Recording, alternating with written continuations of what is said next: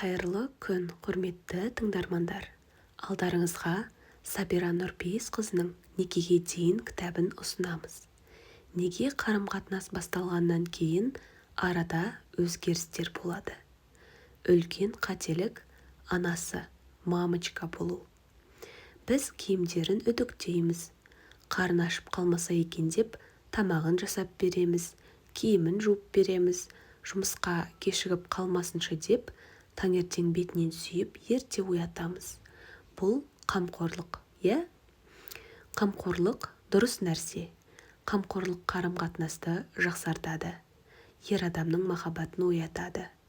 Бірақ қамқорлық пен шектен шығып кету деген нәрсенің айырмашылығын білуіміз керек.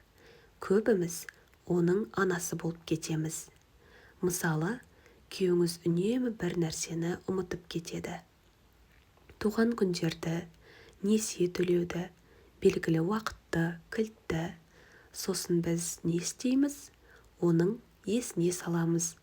Анасы сияқты есіне түсіреміз. Тағы да кілтіңді ұмытып кетпе, сен өмірі ұмытып кетесің ғой, деп айтамыз. Бүгін анаңның туған күні ғой, анаңның туған күнін ұмытып кеттің ба?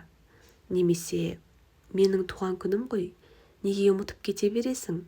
Деп даусымыз ананың тоны сияқты болады. Анаңыз сізге қалай ұрсады? Критика жасап ұрсады. Минусыңызды айтып ұрсады. Негізі біз мұны жек көргеннен емес, ұрсысып қалғыңыз келгеннен емес, жақсылықты қалағаннан кейін солай айтамыз. Жақсы болсын, ұмытып кетпесін, келесі жолы есінде сақтап қалсын деп сөйлейміз, ұрсамыз. Кетіп бара жатқан кезде есікті жауып кетуді ұмытып кетпе, ұмытып кете бересің ғой сен. Сен тағы ұмытып кеттің ба? Тағы да кешігіп қалдың ба? Кешікпейтін күнің бар ма сенің? Өзіңіз байқап жатқан шығарсыз, есіңізге түсіп жатқан болар. Егер ол үнемі ұмытып кетсе, не істеу керек? Анасы болмау керек, хатшы болу керек. Хатшы қалай сөйлейді? Ол айтады, сейсенбі күні кешкі сағат 18:00-де кездесуіңіз бар. Ұмытып кетпеңіз. Жұмсақ сөйлейді. Біз де хатшы сияқты сөйлеуіміз керек. Жаным, кілтіңді ұмытып кетпе, жарай ма? Деген сияқты жұмсақ сөйлеуіміз керек. Бұл жерде ең маңыздысы дауыс мәнері. Сөзімізді, тілімізді жұмсартып, майдалатып, анасы сияқты емес, әйел сияқты нәзік, жұмсақ сөйлеп үйренуіміз керек. Есіне салу да үлкен еңбек. Ер адамның өзі істей алатын нәрселері бар. Мысалы, сіз ауырып қалсаңыз, ол өзіне тамақты ысыта алады. Сіздің барып тамақ ысытқаныңыз міндетті емес. Оның өзінің қолы бар. Қарны ашып қалса, тамақты табады. Оны жаман үйретіп қоясыз. Мысалы, сіздің қолыңыз мүлдем босап жатқан жоқ. Қонақтар келіп жатыр. Ол келіп, киімімді үтіктеп бер, дейді. Сіздің асығып үлгере алмай жатқаныңызды көріп тұр. Егер сіз оны үйретіп тастасаңыз, ол ренжуі, ашулануы мүмкін. Сен маған үтіктеп беруің керек, ол сенің міндетің. Барлық нәрсені қойып, сен менің затымды бірінші істеуің керек, деп айтуы мүмкін. Ал үйретпесеңіз, қарым-қатынастың ең басында қалай басталды, солай кете береді. Ең басында, жаным, күнім, алтыным, қарашы, мен үлгермей жатырмын. Қонақтар жарты сағаттан кейін келеді.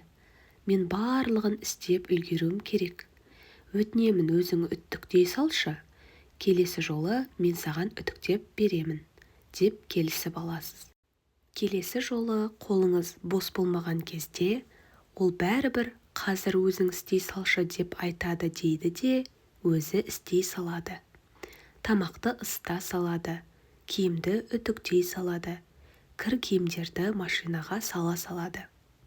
Біз кір киімдерді үйдің ішінен өзіміз іздеп жүреміз, Себебі Біз өзіміз сондай нәрсеге үйреттік. Қарым-қатынастың басында қалай үйретесіз ер адамды, ол солай қабылдайды және соны ереже деп ойлайды. Сосын біраз уақыт өткеннен кейін бұл ереже бұзылса, ол ашуланады.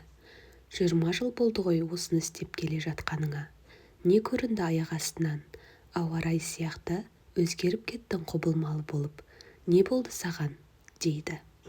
Сіз өзіңізді кінәлайтын боласыз. Бұл кеңестер қарым-қатынаста енді бастап, енді үйленіп жатқан адамдарға жақсы болады.